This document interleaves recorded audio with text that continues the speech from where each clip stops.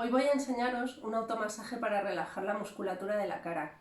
Viene muy bien en casos de bruxismo. Esto quiere decir que apretamos los dientes cuando estamos nerviosos.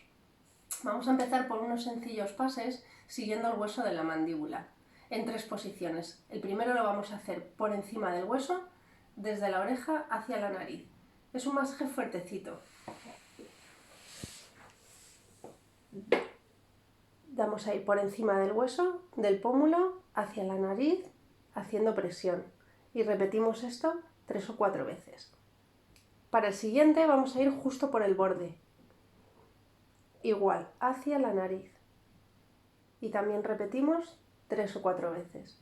El siguiente movimiento, justo por debajo del hueso, con los dedos en dirección hacia arriba, vamos a apretar igual en dirección a la nariz. Vale. Para el siguiente movimiento vamos a ir desde el hueso del pómulo hacia abajo del moflete, hasta la mandíbula. También repetimos 3 o 4 veces.